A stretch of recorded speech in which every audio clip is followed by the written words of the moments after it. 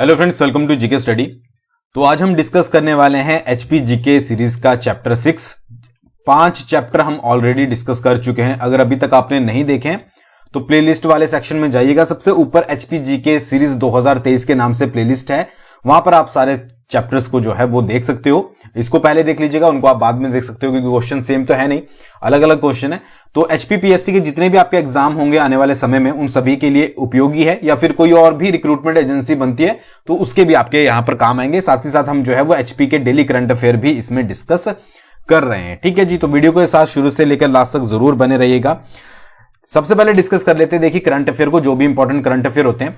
हिमाचल प्रदेश महिला विकास प्रोत्साहन पुरस्कार राशि के बारे में आपने सुना ही होगा। तो उसकी स्टेट लेवल पर जो राशि थी वो 21,000 से बढ़ाकर जो है वो 1 लाख कर दी गई है, और जिला स्तरीय पुरस्कारों की राशि जो है वो 5,000 रुपए से बढ़ाकर जो है वो 25,000 कर दी गई है। यानी कि स्टेट लेवल पर पहले जो है वो 21,000 मिलते थे, अब उसको बढ़ाकर जो है वो 1 लाख कर दिया गया है। तो ये क्वेश्चन डायरेक्टली बन सकता है। और उसके बाद जो जिला स्तरीय पर होते थे, ठीक है, वहां पर पहले 5,000 मिलते थे और उसको बढ़ाकर जो है वो अभी 21,000 कर दिया गया है। ठीक है, तो ये आपको याद रखना है कितने से बढ़ाकर कितना जो है वो किया गया है।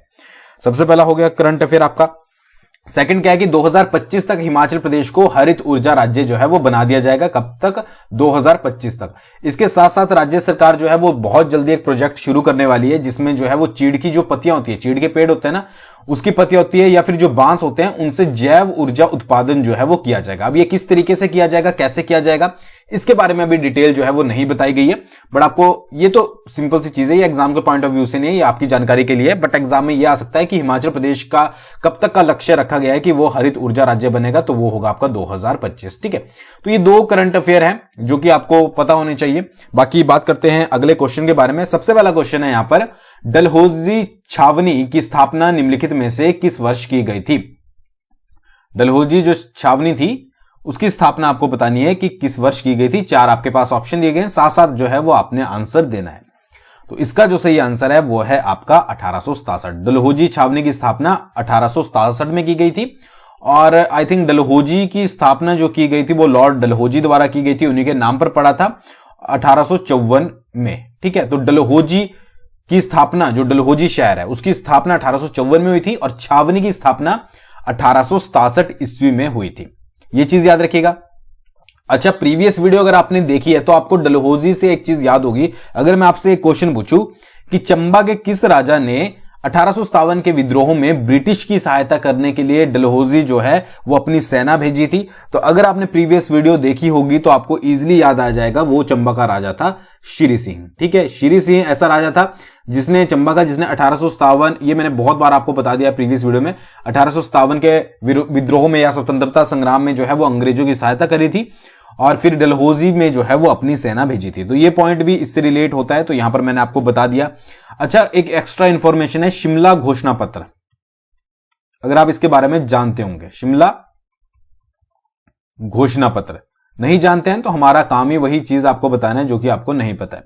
देखिए, शिमला घोषणा पत्र क्या था कि इसके द्वारा ब्रिटिश सरकार ने, एक तरीके से ब्रिटिश सरकार द्वारा, जो ब्रिटिश आपकी गवर्नमेंट थी उसके द्वारा लाया गया था, और इसके थ्रू, शिमला घोषणा पत्र के थ्रू जो है वो उन्होंने अफगानिस्तान के विरुद्ध युद्ध की घोषणा करी थी। किसके विरुद्ध? अफगानिस्तान के विरुद्ध जो है वो युद्ध की घोषणा करी थी। तो शिमला घोषणा पत्र अगर आपसे कभी पूछ लिया है किससे रिलेटेड है, तो ब्रिटिश गवर्नमेंट से रिलेटेड है। एक ऐसा पत्र जिसमें उन्होंने जो है वो अफगानिस्तान के विरुद्ध युद्ध की घोषणा करी थी। तो ये कुछ एक्स्ट्रा इंफॉर्मेशन थी, आई होप आपको समझ आ गई होगी। आगे बढ़ने से पहले सब इंस्पेक्टर और जेयूआईटी का जो कोर्स है, पीडीएफ कोर्स, आप जीके स्टडी ऐप पर जाकर जो है वो ज्वाइन कर सकते हो। सब इंस्पेक्टर के लिए कूपन कोड है HPSI 2022, और जेयूआईटी के लिए है JUIT 2022, जिसमें आपको 50% का डिस्काउंट जो है वो इंस्टेंट मिल जाएगा। और क्यों ज्वाइन करना है, यहां पर आप जो है वो अच्छे से रीड कर सकते हो। अच्छा, नेक्स्ट क्वेश्चन है, सिरमौर में प्रजामंडल का गठन निम्नलिखित में से किस वर्ष किया गया था? सिरमौर में प्रजामंडल का गठन निम्नलिखित में से किस वर्ष किया गया था? 4 आपके पास ऑप्शन दिए गए हैं। अच्छा, एक चीज याद रखिएगा, सिरमौर में प्रजामंडल का गठन और सिरमौर में प्रजामंडल संस्था, ये 2 अलग अलग क्वेश्चन है।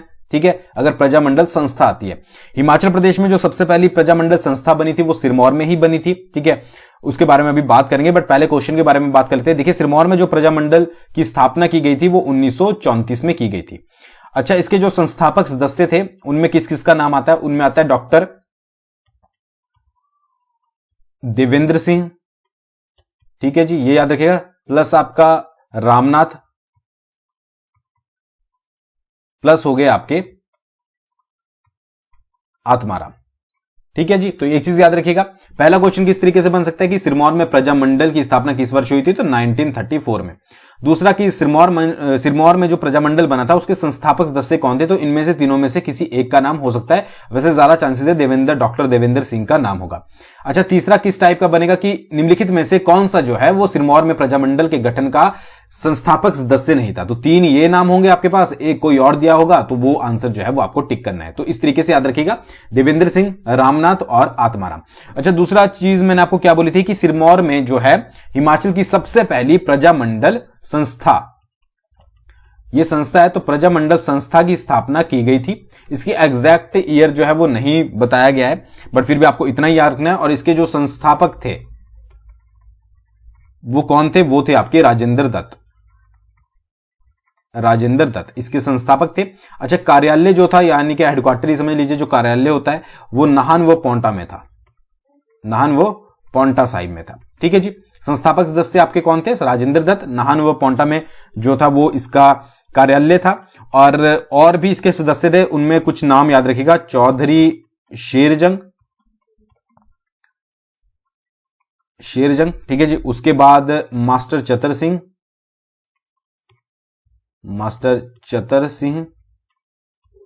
ठीक है जी, उसके बाद आपका सालिग्राम एक नाम था, सालिग राम। फिर कौन से थे आपके, एक थे कुंदन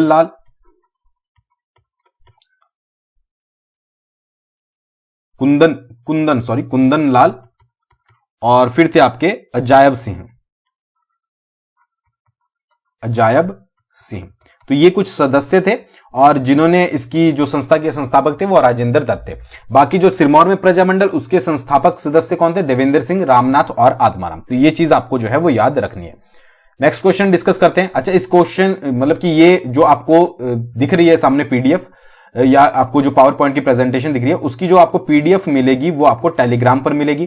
टेलीग्राम पर आप ऑफिशियल जीके स्टडी सर्च कर सकते हो, डायरेक्टली ऑफिशियल जीके स्टडी वहां से ले लीजिएगा, नहीं तो डिस्क्रिप्शन में लिंक है, वहां से जाकर भी आप जो है वो डाउनलोड कर सकते हो।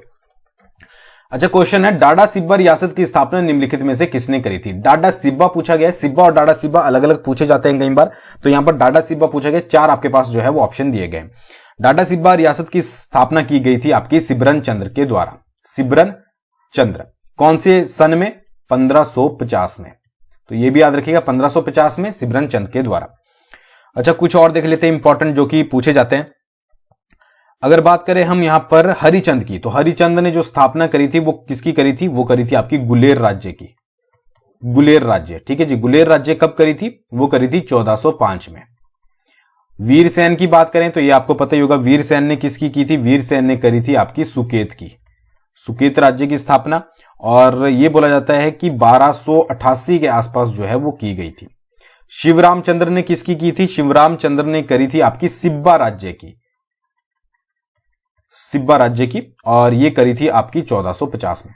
तो देखिए, डाडा सिब्बा की सिबरन चंद्र ने 1550 में, हरिचंद्र ने गुलेर रियासत की या राज्य की 1405 में, वीरसेन सुकेत 1288 में, शिवरामचंद्र सिब्बा 1450 में। अगर सिब्बा खाली आपसे पूछा जाता है।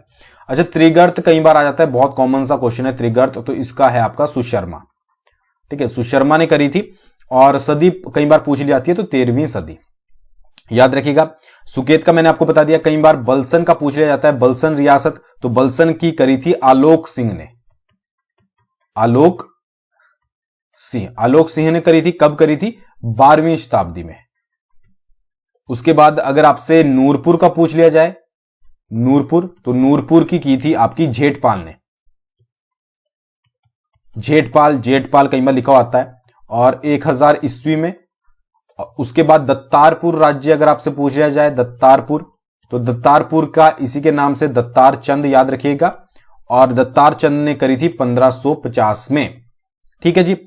नालागढ़ की बात करें, नालागढ़ या हिंडूर की बात करें अगर, तो अजय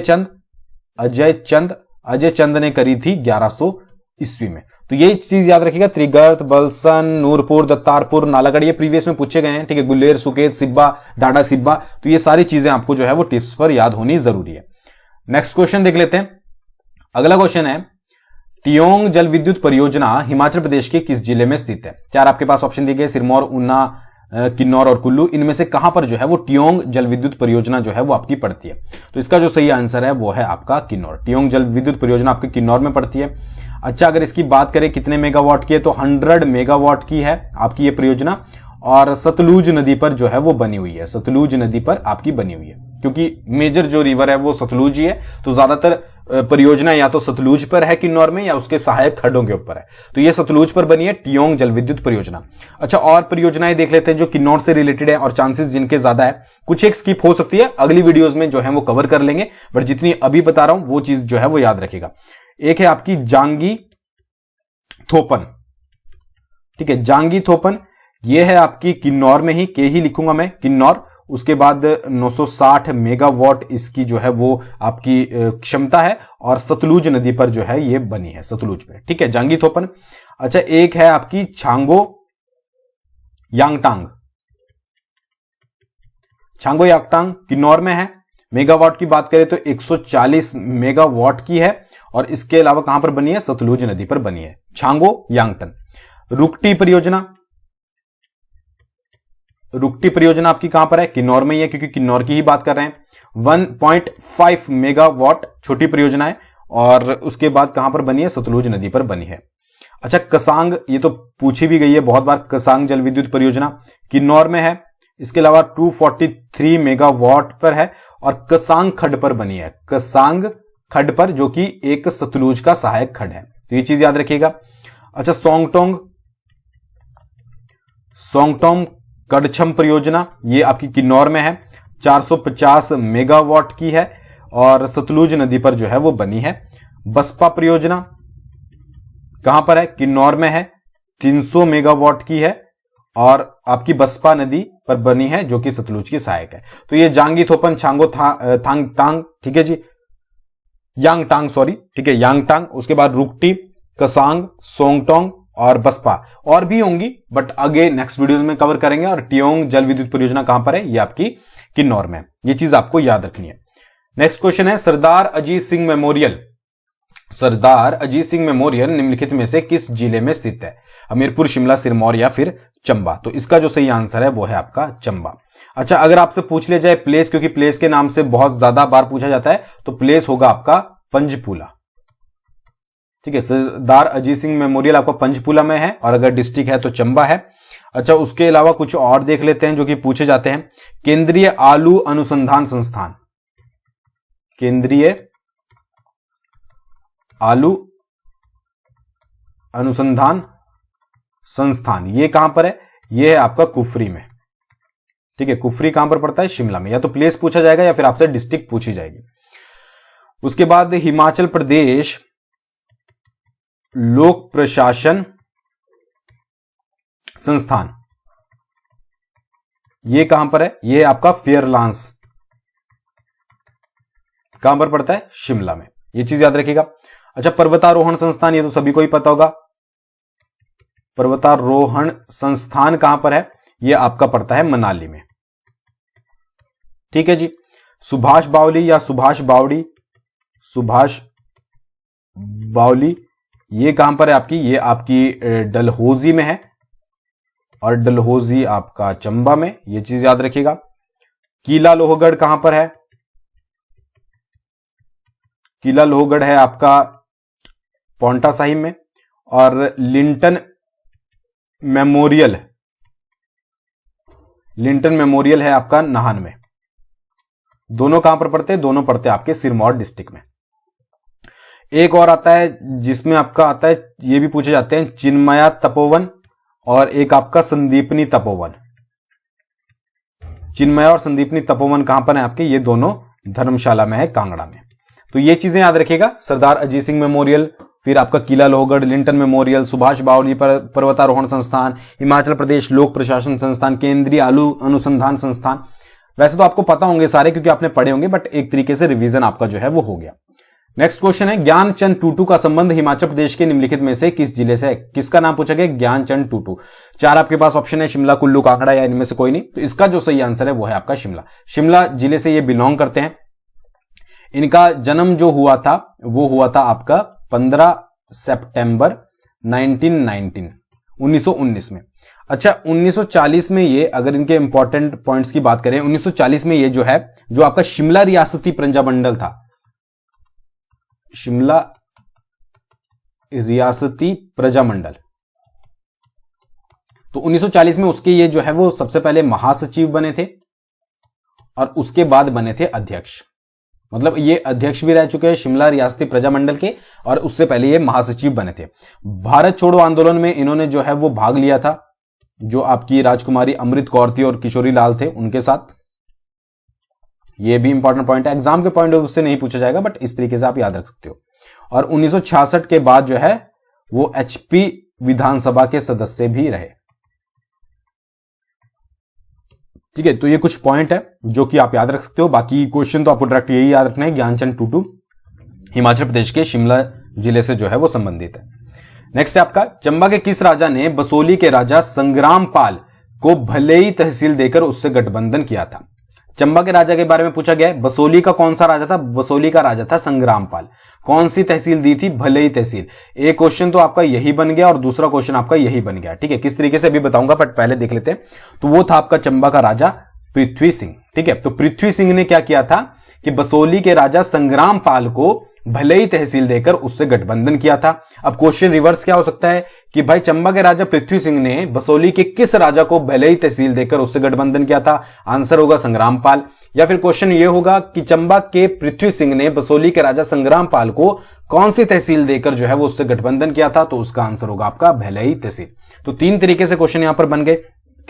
अच्छा, पृथ्वी सिंह के बारे में और देख लेते हैं यहां पर। तो पृथ्वी सिंह जो था वो आपका शाहजहां का समकालीन था। ठीक है, शाहजहां का समकालीन मतलब कि उसी समय वो भी राज्य करता था और ये भी। और इसके समय में, शाहजहां के समय में जो पृथ्वी सिंह था उसने 9 बार जो है वो दिल्ली की यात्रा करी थी और शाहजहां से उसे जो है वो रघुनाथ की मूर्ति जो है वो मिली थी। रघुनाथ की मूर्ति जो है वो भेंट में शाहजहां ने पृथ्वी सिंह को दी थी। तो ये चीज याद रखिएगा कि 9 बार जो है वो शाहजहां का एक तो समकालीन था, मोस्ट इंपॉर्टेंट, और रघुनाथ की मूर्ति जो है वो चंबा के किस राजा को मिली थी? पृथ्वी सिंह को मिली थी। किसके द्वारा? शाहजहां के द्वारा। उसके बाद देखिए, अब एक नाम आपने सुना होगा, खज्जीनाग। खज्जीनाग मंदिर पड़ता है आपका खजियार में। उसके बाद हिडिंबा देवी मंदिर पड़ता है आपका मेहला में। उसके बाद एक सीताराम मंदिर भी जो है वो आपका पड़ता है चंबा में। तो ये तीनों मंदिर किसके द्वारा बनाए गए थे? ये बनाए गए थे नर्स बाटलू के द्वारा। नर्स बाटलू। और ये नर्स कौन सी बाटलू थी? ये पृथ्वी सिंह की नर्स थी जिसने जो है वो पृथ्वी सिंह की जान बचाई थी। तो खज्जीनाग और हिडिंबा देवी महिला में जो है, और सीताराम मंदिर, ये तीनों मंदिर आपको याद रखने किसने बनवाए थे। ठीक है जी। नेक्स्ट क्वेश्चन है, कुल्लू के किस राजा के समय मंडी के राजा ने कुल्लू पर आक्रमण कर चाहोर इलाके पर जो है वो कब्जा कर लिया था? अब यहां पर कुल्लू का राजा तो पूछा गया है, बट आपको यह भी पता होना चाहिए कि मंडी का कौन सा राजा था।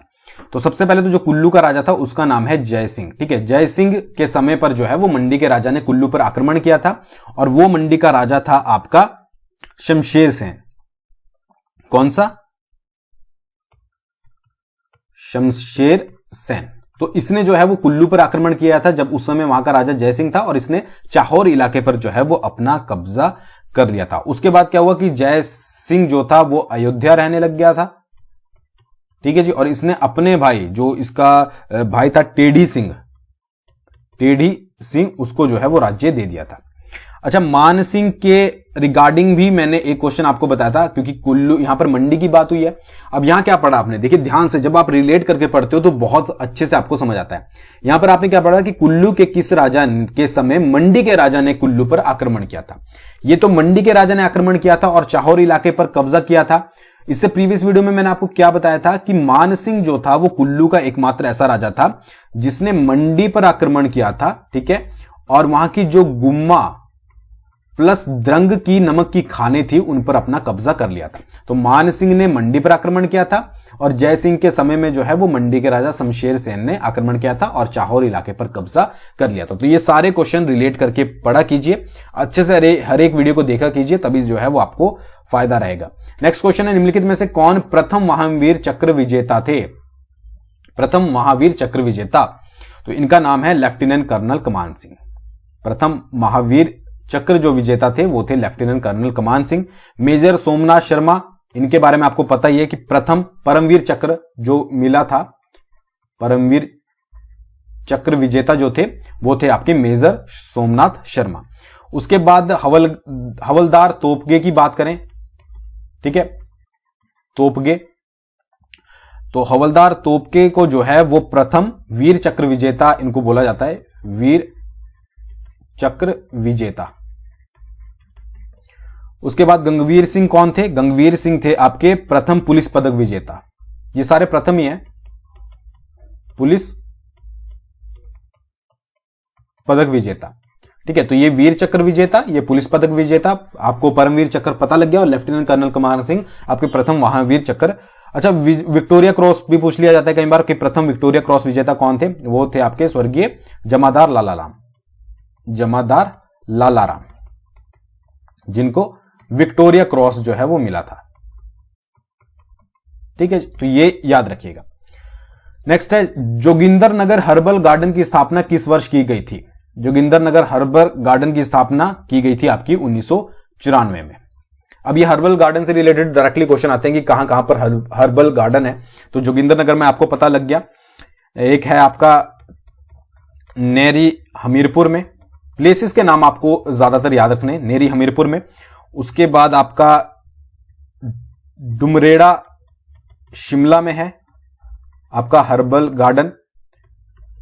उसके अलावा जंगल झलेरा या झलेड़ा कई बार लिखा हुआ आता है, यह है आपका बिलासपुर में। तो ये डायरेक्टली नाम तो आपको पता ही होना ही चाहिए। बाकी नेरी जो है वो आपका 1996 में बना था, और ये आपका आई थिंक 1998 और 99 के आसपास बना था। इसके बारे में ज्यादा कुछ इंफॉर्मेशन नहीं है, बट आपको प्लेसेस जो है वो जरूर याद है। और ये जंगल झलेड़ा तो वैसे भी प्रीवियस ईयर क्वेश्चंस में जो है वो पूछा गया है। तो बाकी आपको ये तो पता ही होगा कि करंट अफेयर जो है वो एग्जाम के पॉइंट ऑफ व्यू से बहुत मोस्ट इंपॉर्टेंट है। तो एक लिंक दिया गया है डिस्क्रिप्शन में परीक्षा बूस्टर का, परीक्षा बूस्टर या तो आप सर्च कर लीजिएगा, वहां पर आपको 60 सेकंड में जो है वो एक टॉपिक कवर हो जाएगा। जैसे उड़ीसा में हाल ही में ही जो है वो गोल्ड डिपॉजिट मिला है, कौन कौन सी डिस्ट्रिक्ट में मिला है वहां आपको जाकर क्लियर होगा। तो जरूर एक बार विजिट कीजिएगा, और पसंद आए तो जरूर सब्सक्राइब कीजिएगा। तो आज की वीडियो में बस इतना ही। Thanks for watching. वीडियो कैसी लगी कमेंट करके बताइएगा। बहुत जल्दी मिलेंगे नेक्स्ट वीडियो के साथ।